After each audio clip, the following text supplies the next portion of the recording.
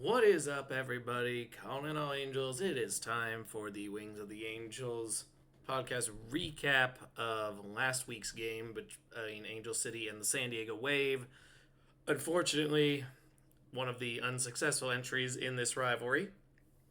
And then we will get into a preview of this week's match against Portland, a rematch of sorts. Well, let's first go over this week. So, Angel City a 1-2 loss to San Diego Wave. This would probably not surprise just the casual observer because San Diego has been playing near the top of the league for a good bit of time, and Angel City is on a bit of a skid themselves and missed the playoffs last year. So there's a lot of reasons to be thinking, okay, they weren't going to pull this. But Angel City was riding a 3-year win streak or a point streak against San Diego in their matches. This is actually San Diego's first outright win since 2023. So this was definitely a problematic day, to say the least. For that first half, it looked like Angel City had more of the edge. They were holding possession a lot more, were shooting a lot more. Other than Sarah Gordon's yellow card in the 33rd minute, I felt like they had played with a slight advantage to San Diego and were in position to score in the near future. However, second half came and they were on the back heel pretty much from the word go. Dadinia scores less than 5 minutes into the half and brings the lead up. Angel City did respond, at least in the first wave of this, and for the next 5 to 6 minutes, were on the attack, and they were being benefited as well by the fact that San Diego couldn't really end the attack because they were continuing to set up set plays. And on the fourth consecutive corner in the 54th minute, the corner kick doesn't go through. However, the ball stays in the box. They're not able to really get it away. And Sarah Gordon's able to pop it over to Emily Sams on the other side of the net, who has run in from the back line, and she's able to finish it off. And that was actually a really nice goal. I enjoyed watching that one considerably. Unfortunately, that was pretty much it for the highlights. San Diego pretty much put them back on the back heel for the rest of the match, honestly. There wasn't even that much of an attack after they ended up trailing. It seemed like either the lineup San Diego figured out something, or Angel City was just struggling to maintain passes. Again, this is something they struggled with right after the break. Midfield couldn't string passes together. And the front line weren't receiving passes to really get in a position to finish. This did lead to Amelia Van Zanten getting a goal in the 81st minute after a massive amount of saves and excellent work, honestly, from Angelina Anderson, just absolutely holding down the fort for as long as she could. But it was pretty high volume, like constant pressure, her having to move out of the box a good bit to help try to maintain order. Like, San Diego didn't have that many shots on target, but the ones they had, she saved as many as she could. The goal that gave them the win, Dodinia set it up off of a long cross from pretty far back, actually. And it was just perfectly placed. Like, Van Zanten was, like, right in front of the net at that point, was able to fire away. Really no shot anyone was stopping that thing. And already Anderson had stopped one or two that I would not have expected a keeper to stop. So this one was an earned victory for San Diego, I will absolutely say. And by the end, they were leading in all aspects because they dominated the second half so thoroughly.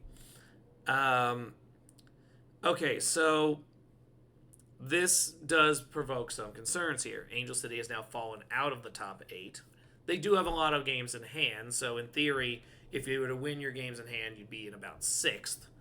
And even on the wrong side, I believe, of a tie for 5th.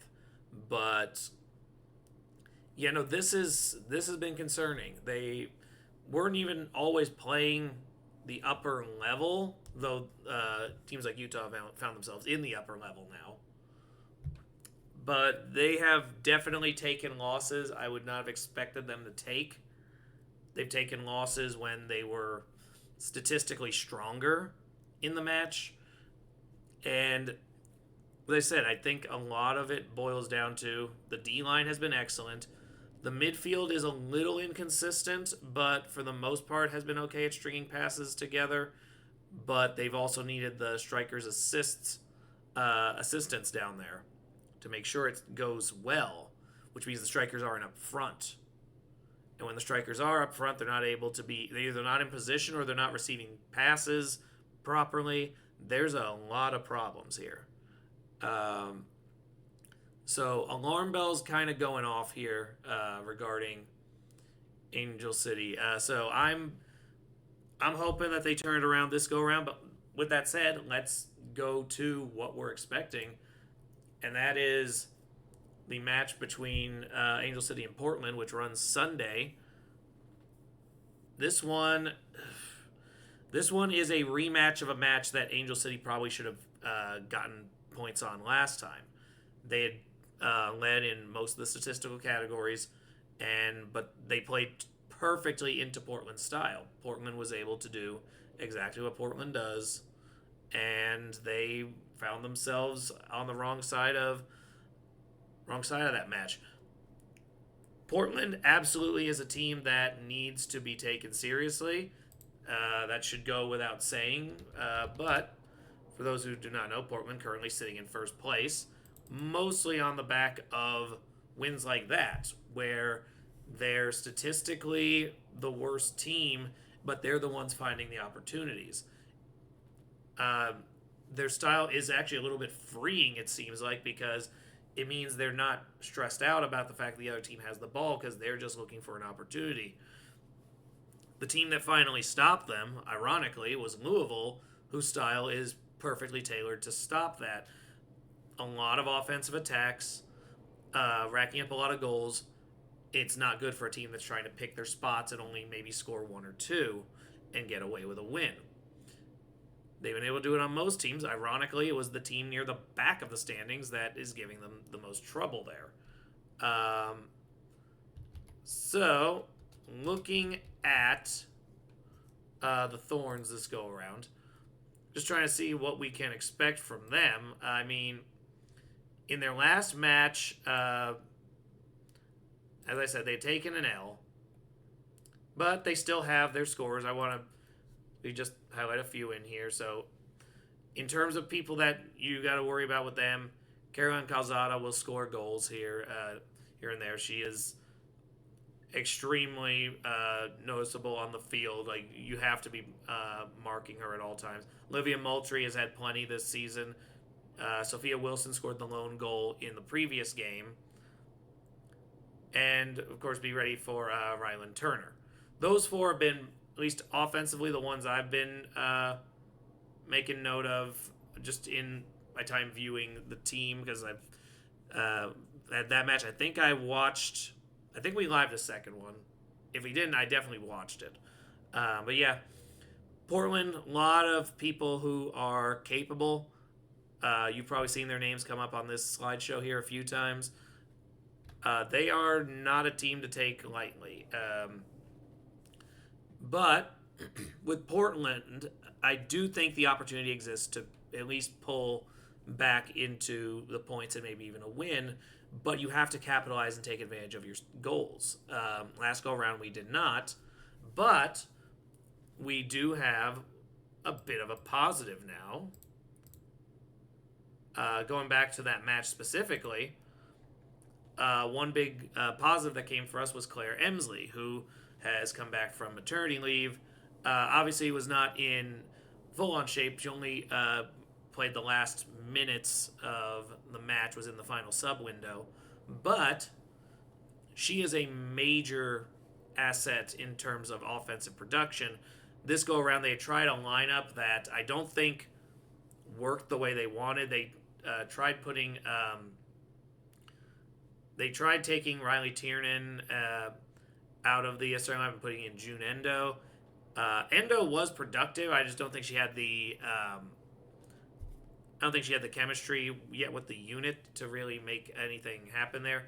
I do think having Emsley come off the bench here for a couple weeks while she gets the conditioning down, having Chilufya there, both of those will be extremely important to have on the offensive side, especially in that second half where it seems like we flatline.